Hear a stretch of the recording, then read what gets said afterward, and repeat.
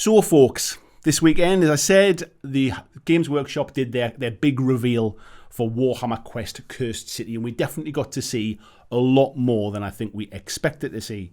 So what I've done is I've gone through everything I can find online to try and pull together as much information as possible. I've kind of zoomed in on pictures. I try to go into as much detail as I can, and I've got some stuff to share with you tonight as well, just to kind of to see if we can put some shape around gameplay and stuff as well. And I've also kind of delved into the background of some of the models as well. So if you're not familiar with the different models and things, a little bit of information on that too. So fingers crossed this all works. Here we go. So, yes, Warhammer Quest Cursed City. We do know for certain that this is a co-op game, which means it can be played solo, but it can be played with up to 4 players. And the reason I say it can be played with up to 4 is that fits with the number of dice that comes in the box. I think when they said with Blackstone Fortress, you could add a 5th player, and the 5th player tend to almost control the kind of like the AI miniatures and stuff like that, make a few small sort of decisions. But I think essentially it is a 4-player cooperative game. Co-op, for those that don't know, just means that all the players are playing together against the enemy. So today, just not long before we started the stream today, Games Workshop released a little bit more background information about the setting for the game as well. So I'm not going to read it all in detail, but I do have the details in front of me. And essentially the background to this game came about is that essentially the city was called Mournhold, and it was during the Age of Myth. It was run by basically 3 Azerite dynasties, the houses of Alton, Vosheim and Gaunt. And they had this big kind of stronghold deep in the heart of Shyish. And this is called the Ebon Citadel, which basically stood right in the centre in the island of Sarsgarand. And essentially, it grew to be quite a kind of bustling city. And then during the dawn of the Age of Chaos, basically, the city became the target of a demon prince. And that basically chaos let siege to this particular city for quite some time. And then along came Radakar the Wolf, who is an ogre vampire, and he basically protected the city and fought back the chaos. And he was basically seen as the almost maybe a little bit kind of worryingly, but the hero of this city. He'd basically saved them from chaos. He fought with his Kosagi ogres defending the city, and all he really asked for was basically somewhere to kind of take his place among the nobles that lived in the city, and also to feed his bloodlust, basically just to give him some offerings to feed his bloodlust. Then what happened was, as we know about if you follow the Age of Sigmar stuff, there was the Necroquake, which was basically a massive explosion of death magic, which was centered around Shyish, and it caused all of the hordes of the undead to basically rise from the mortal realms. And this is what we see kind of soul wars and stuff being based around. And what happens here is basically this evil, if you like, this realm of death basically takes over our bad guy in this.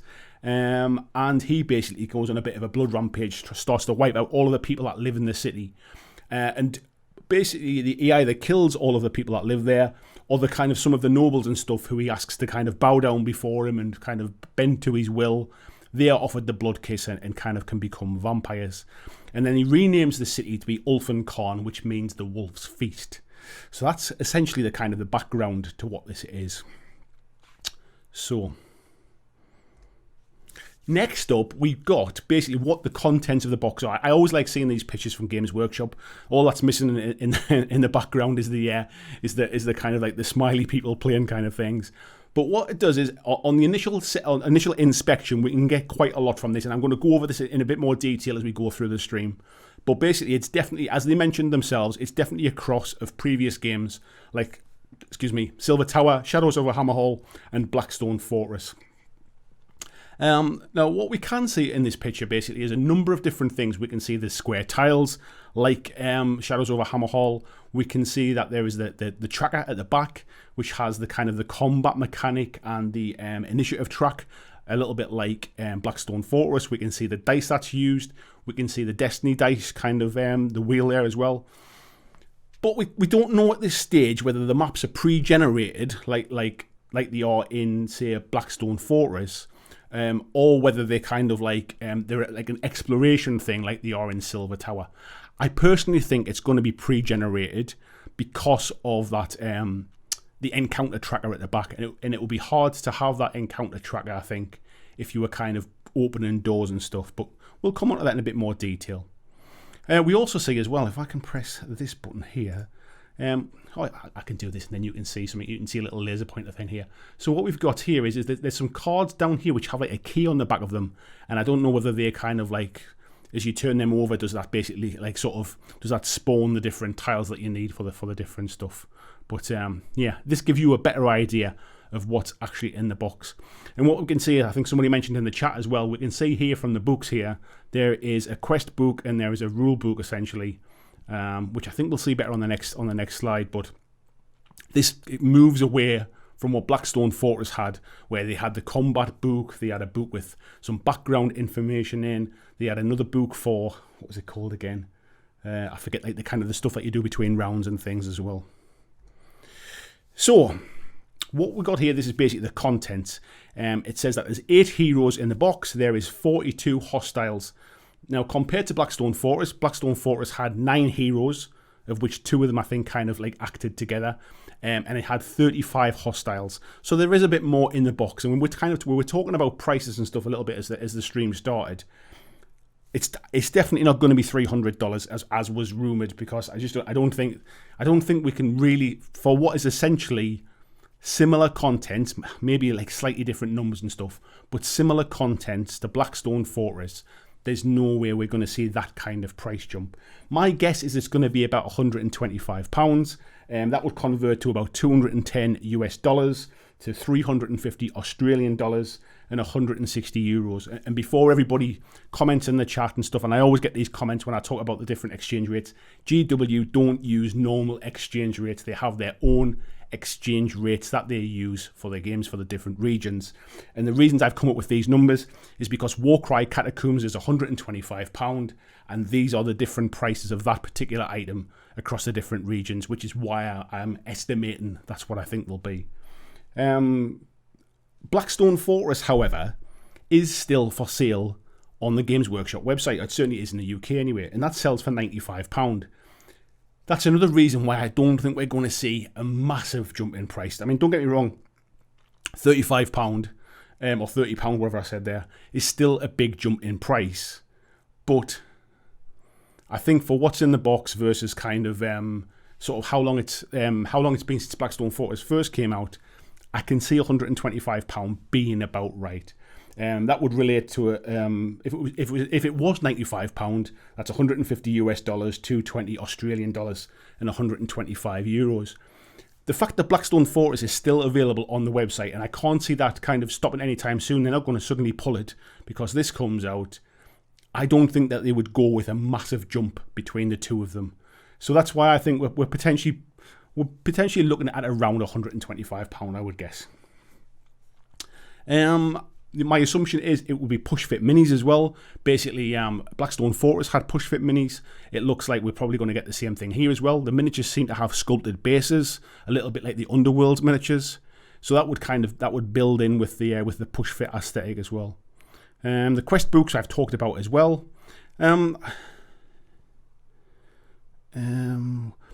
You also get 10 objective markers as well, which we've not really seen much about yet.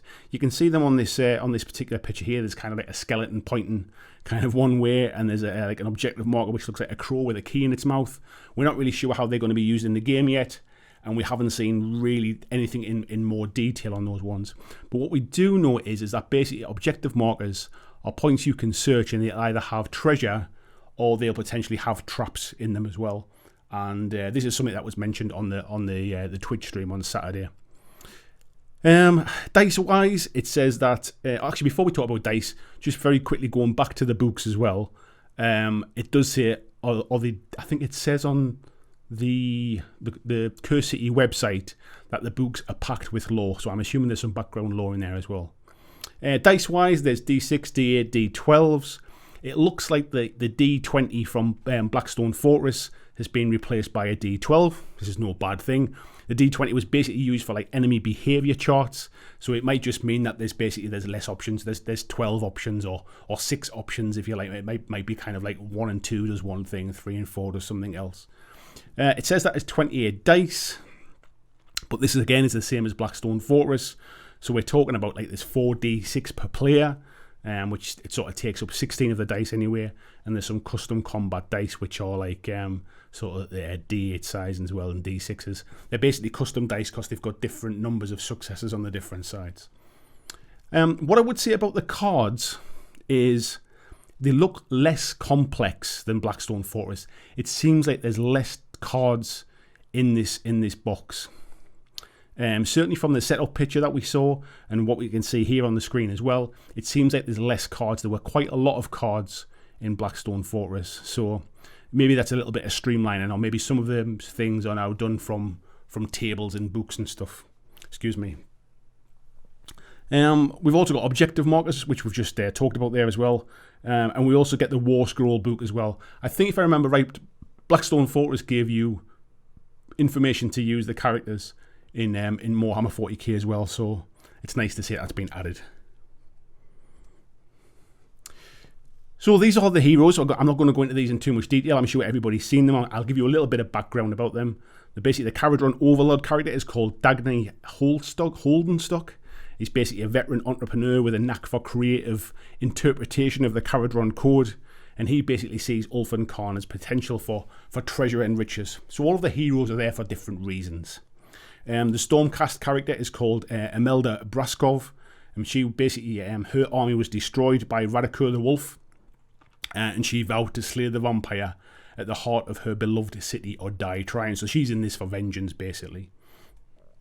We've then got the elf here, or elven type model, I should say, is called Qualthis the Exile. I didn't actually like this model too much when I first saw it revealed, but it actually doesn't look too bad in the full lineup of the heroes now. It says that she's vowed to hunt the vampire that slaughtered her family, despite being forbidden to do so by the elders, and she's crafted magical arrows using the Oak of Ages Past. Steve Godrow is just saying, what's the War Scrolls book? It is essentially the rules to allow you to use the models in this in your games of Age of Sigmar. The hunter that we can see there is called Yeltsin Darek. He was the first model that we saw for this game, and he's basically a one-man death squad with a merciless streak a mile wide. He was once part of the Order of Zia, and he was expelled with the exact reason being unknown. So I quite like that kind of like a little bit of dark background to him. We've then got Cleona Zeitengale, who is a missionary of the Cult of the Comet. She tried to warn the city about the impending doom, but her warnings basically fell on deaf ears, and now, as the last of her order to survive, she summons the power of Sigmar to try and clear the streets of vampires. And then we've also got this noble here. So if you remember when I told you the background of the story, there was a kind of like the 3 noble houses who basically ran the city. This is Glaurio van Alten III. He's the last surviving member of the once proven Van Alten dynasty, and he's seeking to avenge his family's honour, starting by slaying his 3 cousins who willingly received the blood kiss. And he's a well-trained swordsman. And I think we'll see his 3 cousins when we go through some of these images. Excuse me. We've then got Octran Glimskry, I should say. Basically, he spent many years in the realm of death. He's experimenting with the mortality manipulating realm stone known as Gravesand. He once worked alongside Tor Gillis the Chamberlain, who's one of the kind of the villains in this game, and he now seeks to end his former colleagues' experiments and rid the city of the curse. And then we have this ogre here called Brutog Corpse Eater, who is an ogre mercenary. He's acquired a taste for long dead flesh and will happily eat skeletons and rotten zombies. And he comes to Ulfancon not just because he's a bit hungry, but he wants to prove that he's the strongest ogre in all of Shyish. So that kind of gives you a little bit of background about each of the different characters. One thing we know now is that they're not all there for the same reason. They're kind of like they're a band that's come together who have a common goal or a common enemy, but the reasons that for them being there are not the same.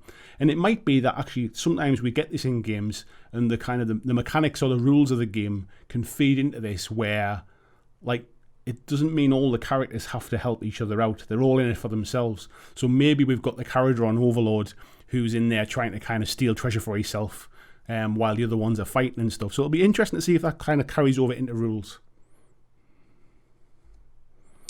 Then we're talking about some of the kind of the villains, the foes that you'll come up against. Here we've got a load of bats. Not much to say about them. They're bats. I think you get 2 lots of the swarms of bats. It might even be as many as 10. I think I can't remember now off the top of my head. The next lot is we've got swarms of rats. Again, there's more than these 3 in the box. They look like the kind of sort of just repeat sculpts of some of these, but these are just basically kind of like rat swarms. It's one of them things where 1 or 2 might not cause too much problem, but if you get a room full of them, it's going to be a bit of a pain to deal with them. We've then got the zombies. These are called the Deadwalker zombies. Now, these have been very much the Marmite of the reveals at the weekend. Some people absolutely love them. Some people seem to absolutely hate them. I'll be honest, I do like them, I must admit. I think it's a nice change from the kind of the standard zombies that we see elsewhere. And there's some real like little stories that you can see in some of these models. They've all basically, like, people are saying, why are they carrying around their like the sort of like the bits of ground and the tombstones with them? Essentially, they've been like spiked through the ground into the corpses, and unfortunately, they're kind of like when they've come up, that's all come away with them. But some of the stories, like the guy at the bottom right there, his tombstone has a picture of his face on it, and you can see he's got the same like little beard and stuff. I think you can see the one. Is it the one in the top left there? It's quite small on my screen here. Yeah, the one in the top left, I think, has got like sort of chains on them. He's got a noose around his neck. It looks like he's been some kind of like prisoner type thing, and he's been locked away, and it looks like there's some kind of warning sign that's on the upper ground. We can see the one that looks a bit like a bride there at the top in the middle.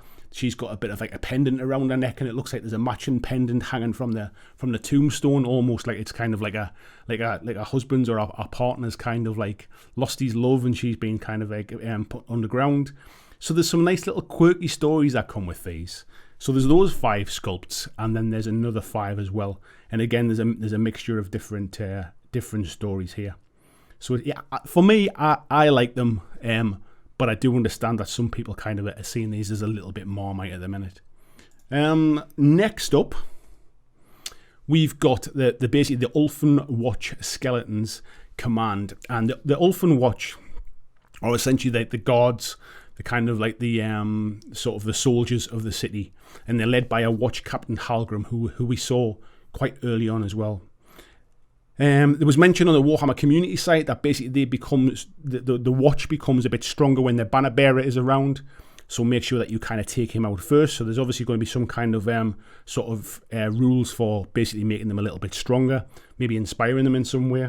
But yeah, these are really nice models. They remind me very much of the Warhammer Underworlds skeletons, but the sculpts are really nice.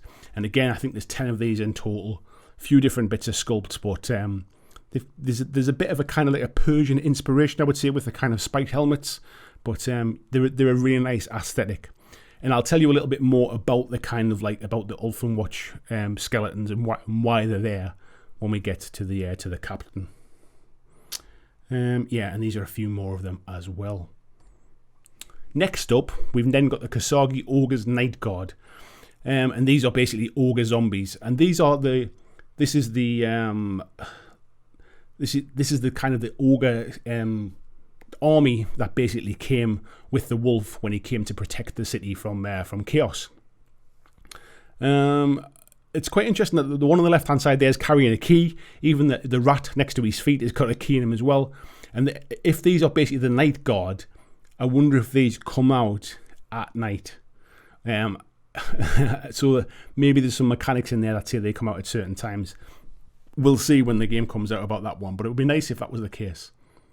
We've then got the Vargskier, which is kind of like a big beast, but it's not really a boss model. And what seems to be the case from what Warhammer community have said is that basically if you don't feed, if you're a vampire and you don't feed for long enough, basically the Soulblight curse takes over, and this is basically what you become. You become like a bit of a wild vampiric beast. And essentially what seems to be happening is this kind of thing seems to be just wandering the city, really, and it's very tough to take down. So I'm not sure whether it's going to be directly kind of looking for you, or if it's just basically out wandering the city and you might kind of stumble upon it at some point. But yeah, I think this is definitely the biggest model in the set, and it's quite impressive, really. Then we get into these vampires, which are called the Vikos Bloodborne, and this is who I think the three cousins that our noble Van Alten is basically looking to hunt down.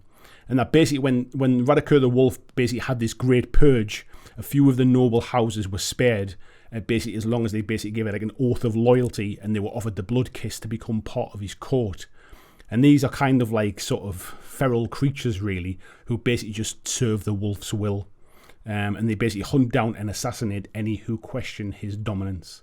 I quite like these. These are not your normal vampires. They're not the kind of like sort of very stereotypical Count Dracula type or old Warhammer fantasy type vampire type things.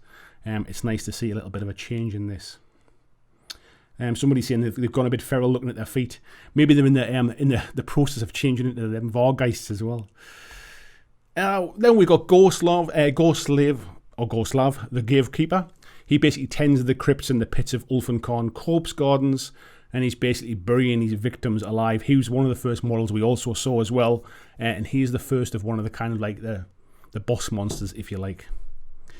We've then got these two. We've got Tor Gillis the Chamberlain, who basically lives in the ancient Scholars Hall in Barrowmark, and he's transformed that into a lab for his necromantic experiments. He basically says he sees and hears all. He prefers to dispatch lesser beings, which is essentially the zombies and stuff, and the skeletons. He prefers to dispatch the lesser beings to carry out his will, but he can unleash the might of his dark magic when needed. And then we've also got the Watch Captain Halgrim there as well. So basically, during the purge of the city, while he was still very much human, he swore himself and his warriors of the Watch basically to the wolf's cause. And he was the one that was rounding up these nobles and either basically killing them or imprisoning them or basically putting them in front of the wolf. And what happened was his fellow officers actually killed him for betraying his oath to the city. And then he was raised basically by the necromancer to lead the city's Ulfin Watch. So essentially that's why he's a skeleton. He'd already kind of pledged to the wolf before he was killed by some of his own soldiers, basically. The one on the left, it was probably my least favourite mini in the whole box, if I'm honest. It's a little bit busy. It's nicely done, it's nicely sculpted, but I would say that is probably my least favourite mini in the box, that one.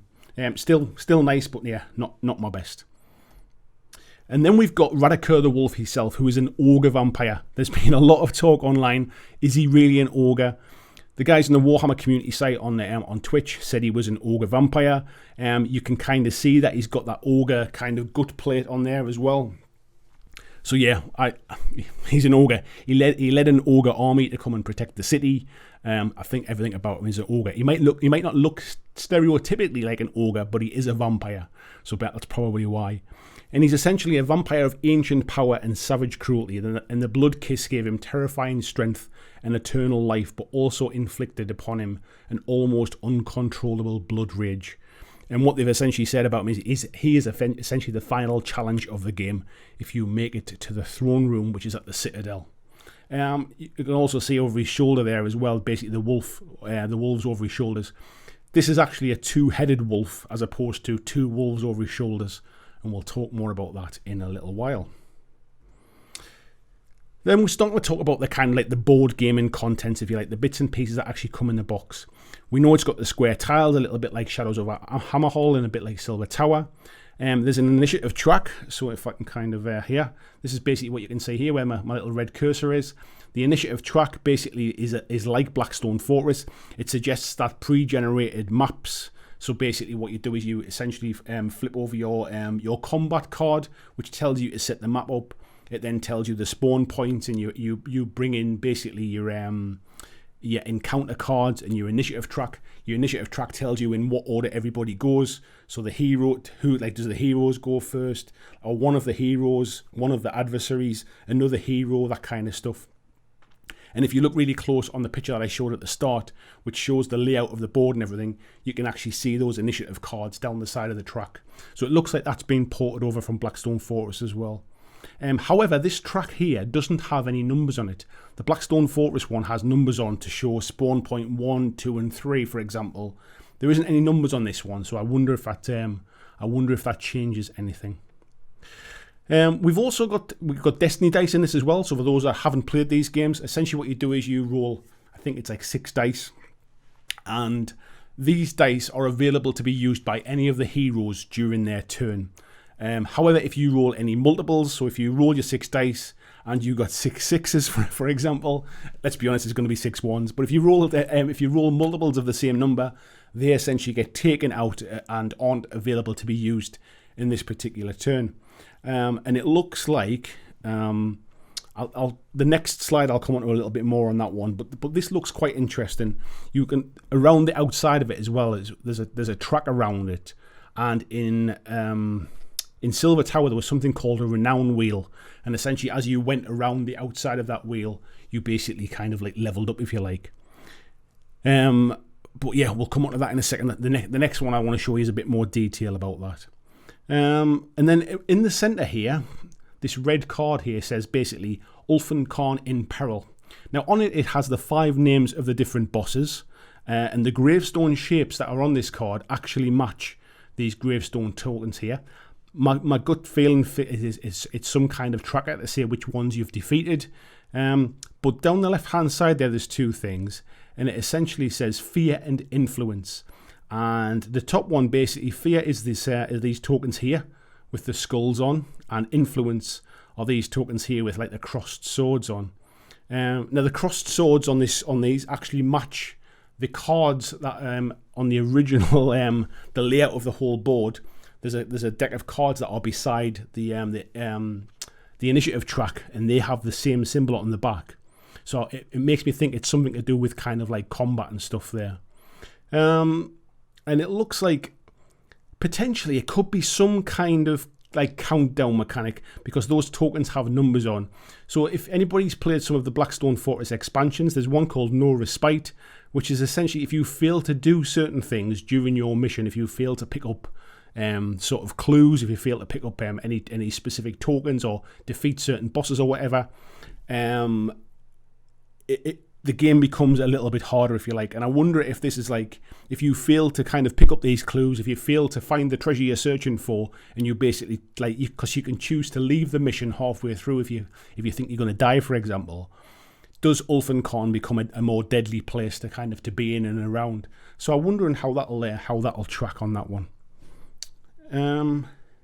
So yeah, this is the basically the wheel. And one thing we've definitely got here, we've got a daylight side and a nighttime side, and I'll come on to why on the next cards, but I think it looks like essentially what happens is some of your foes, some of the villains, if you like, they kind of like level up when it's nighttime. So and they get stronger basically when the sun goes down. What we can see here on the bottom is you can see here there's dice on the left hand side here. And then if you look here, you can see there's a couple of dice which have, I think it's a 4 on them.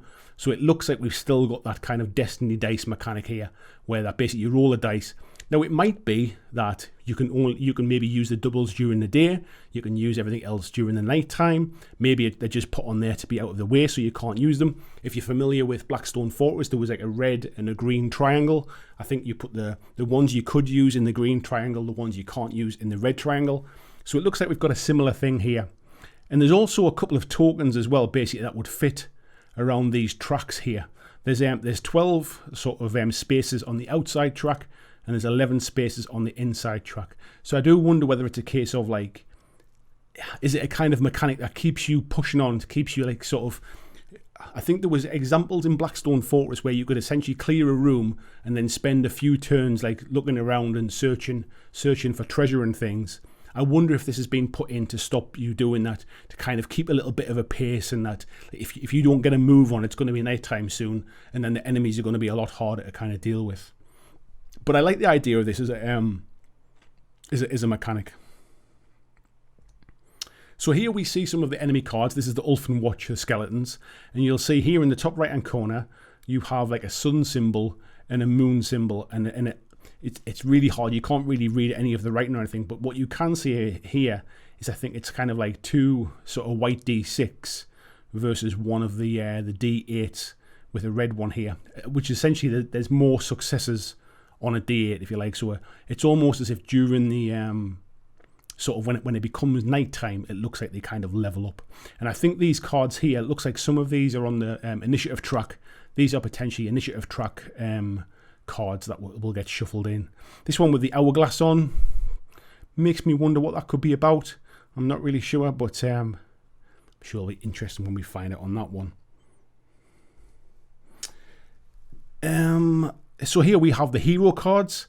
You can see here there's 4 squares along the top. Essentially, for those that haven't played Blackstone Fortress or Silver Tower, you have 4 dice. You roll those 4 dice, and whatever the numbers are, you put them into those particular squares.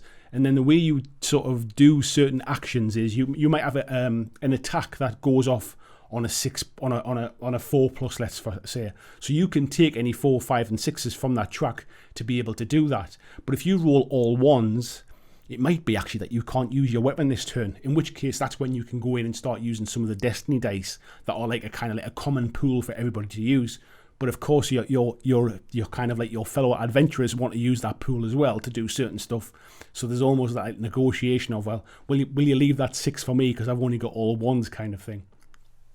You can see at the top of the card as well, this one's basically blue here, and the one behind it looks like kind of golden colour. There's a mechanic in Blackstone Fortress where essentially you can get inspired. Think of it a little bit like Warhammer Underworlds, where you achieve a certain thing to become inspired. The card flips over and you get stronger, or you get more defense, or whatever it is. Essentially, it looks like the same thing here, but in this, it's called Path to Glory, and you'll see that a little bit better on the next slide. But it looks like these again are the priority cards for the combat and the encounter tracker. So here we can see the cards in a little more detail. We can't read the details. You can see this circle here essentially has the kind of like their stats in. It's hard to see what it is. It looks like it could be agility and defense and vitality, the same as Blackstone Fortress. The top one would normally be move, but it has 2 numbers in it, so I'm wondering whether we've got like a move or a run action. And we've also got, along the bottom of the card here, we have slots which basically say armor and weapons. And then we've also got one at the top here that looks like it says traits as well. So this will be how you kind of upgrade your characters to do different things as well during the game. And then there's a little square here as well where it looks like you can potentially put an extra dice in there where it says a carried item slot. So maybe if you find a particular weapon, that might get you an extra dice that you can kind of basically carry your weapon in there. Is there anything else to see on these ones? I think that's pretty much it for those. But here at the bottom here, you can see this path to glory thing. And it'll basically tell you that if you, for example, slay 3 enemies in a turn, you can basically kind of, this is your path to glory. You inspire and flip your card over to the other side. Again, in here, we've got a secret envelope, the same as we had in Blackstone Fortress as well. Here, again, we can see the 2-headed wolf. There's a better picture of this, which I'll come on to next as well. But it does seem to suggest that we'll see the same kind of expansions that we saw in Blackstone Fortress as well, with this kind of like secret envelope allowing us to kind of like to read the end of this particular story, making it like a legacy campaign type thing, and then basically buying any expansions down the line as well. And then next, basically, this is just a bit of a better picture. You can see the 2-headed wolf there. And I think it said in today's Warhammer community post, essentially the 2-headed wolf is basically to show the strength of Radakar the wolf. And lastly, there's also a novel coming out as well for Cursed City. They do this a lot now. They did it with Beastgrave. They did it with Warcry Catacombs. They did it with Warcry and stuff. There tends to be like a novel that comes out. This one's written by C.L. Werner. He's wrote about 60 books for Black Library now. A lot of kind of fantasy stuff. A lot of sort of classic Warhammer fantasy with some darker characters. He's done a number of books called Witchfinder, Witch Hunter, and Witch Killer as well. So I think he's probably the right person to be writing these. Interestingly as well, the novel also includes a card that allows you to add an existing Warhammer Age of Sigmar hero to your warband. There's been a little bit of chat online. Some people think this might be Godric. Some people think it might be one of the necromancers on the front of the book here. There's like some kind of necromancer with a scythe there, thinking potentially it could be them. But yeah, it'll be interesting to find out what that is. So that is essentially what we know so far. We know that basically it's a mix of Blackstone Fortress and a mix of kind of Warhammer of Shadows over Hammerhall and Silver Tower. It seems like they've potentially simplified some of the card mechanics and the combat mechanics from Blackstone Fortress. Somebody in the chat there saying, I keep hearing the same as Blackstone Fortress. Essentially, what Warhammer Quest games do is they basically take the previous edition and they kind of improve on some bits and pieces. So Shadows over Hammerhall was a bit of a kind of taking some bits from Silver Tower that worked really well and trying to improve on it. Blackstone Fortress took some stuff from Shadows over Hammerhall and Silver Tower and tried to improve on that one. And I think essentially now they're on to the 4th edition of it. I appreciate there was older Warhammer Quest stuff as well, but of the modern day stuff, if you like. Now they're on to the 4th edition of it. They've essentially taken the best bits out and trying to streamline it as much as they can. They've certainly got it. It feels like that kind of legacy game where you play through the story. You could go back and play it again, but I guess you know what the end point is at that point. Where Silver Tower had a lot more replayability, if you like, but then never had any expansions. You could essentially just put new heroes through the tower. So for me, it seems really interesting. If you look back at Blackstone Fortress, there was probably about, from what I've read, about 40 hours of gameplay. So that's quite a lot of gameplay in that. People talking about saying that they think this could be quite expensive for like a starter game. I don't see this as a starter game. It's not like an intro. It's not like a Warcry kind of like 2-player starter set with a couple of factions in, and then you basically buy loads more factions down the line. This is a board game with fantastic Games Workshop miniatures, and therefore comes as an everything you need playable package, and then there'll be expansions down the line to kind of continue the story should you be enjoying it. But they're all optional. You don't have to have them. It doesn't basically change the core game, if you like. So someboody saying here, why aren't they doing random crawling where you can use all your AOS minis in it, like the old Warhammer Quest? First of all, one of the things I'm going to say is one of the biggest complaints I'm hearing online, and actually, I'm really surprised with how much negativity there is about this online. One of the biggest complaints I'm hearing is it's not what I wanted or it's not what I expected. And unfortunately, that's just tough cheese, isn't it? That's just how it is. There's a lot of people harking back to saying, why don't they just remake the old Warhammer Quest game? I think that what we seem to like forget about now is that there are a core kind of there's a fan base for the older games, but the vast majority of people who are into kind of Warhammer and stuff now didn't like they weren't playing games when the original 1995 Warhammer Quest came out. They weren't playing games then. This is aimed at a board gamer basically. It's aimed at somebody that wants to play through it with like kind of like narrative missions. Yes, you're going to get people who want to pick it up just to buy the miniatures, but there has to be some value on the actual gameplay itself as well. They're not just packaging up miniatures to shift miniatures. These have been designed specifically for this story, and yes, they're building in the ability for you to use them in Age of Sigmar, but the idea is what's in this box is a self-contained game, and you should kind of play it through from start to finish if you like. If they just keep going back and remaking old stuff, it's kind of lazy game making, isn't it? Everybody will just say, well, it should be cheaper because you didn't have to work on the rules, and there's always going to be an audience for that kind of old school games, if you like. Look at Hero Quest is a prime example. It was a great game, but like game mechanics have moved on a long way from where Hero Quest is these days. So all things kind of over. Somebody saying in the chat here is primarily a board gamer with wargaming tendencies. This is right up my alley. I completely agree, mate. This is exactly what I was looking for. I said before this came out, I hoped it was a new Warhammer Quest game, and I hoped it was kind of like vampires and that kind of stuff. When it turned out that's what it was, I was over the moon. There's nothing I've seen so far that's changed my mind. I love the fact that it's co-op, which means I can probably get my wife to play it with me as well. She likes to play co-op type games. If not, I can play this solo. It looks like from a UK perspective, it's still going to be a number of months before we can even get anywhere close to kind of having games with other people. So for me, it kind of ticks a lot of boxes. If it's not for you, it's not for you. But I seem to see a lot of stuff online at the minute where people are almost critical of other people looking forward to this. And I think that's a little bit weird. Like, just because it's not what you wanted. The last time I kind of saw this was with Warcry. People saying, well, I wanted Mordheim, and it's not Mordheim, so therefore it must be rubbish. And it's like, all these people that haven't played the game yet deciding that it's already kind of like rubbish because it's not what they wanted.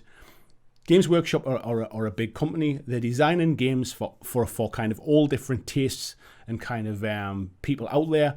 Board gaming is huge right now. It's really popular, and they'd be mad to not kind of target this at not just AOS players, if you like, but target it at board gamers. And I think that's exactly what they've done. And it's part of the reason why things like Blackstone Fortress was so successful. So if you think I've missed anything, if you think there's been anything released that like being talked about that I've not seen yet, I think I've kind of covered the pretty much the basics of everything we know so far. Spoke a little bit about a few assumptions about gameplay mechanics based upon what we can see. Let me know in the comments. I would love to know what you think. Thanks for watching my video. I hope that you really enjoyed it. And if you did, why not consider clicking on the suggested video below to see more of the work that I've done. If you'd like to support the long-term sustainability of this channel, why not consider checking out my Patreon, where you can pledge and support from as little as $2 a month, and there is lots of different tiers and bonuses which will give you access to a private Discord server. It will give you free t-shirts, free mugs, a podcast every month, and a number of other things, including getting your name at the end of every video, like these awesome folks who already support me now.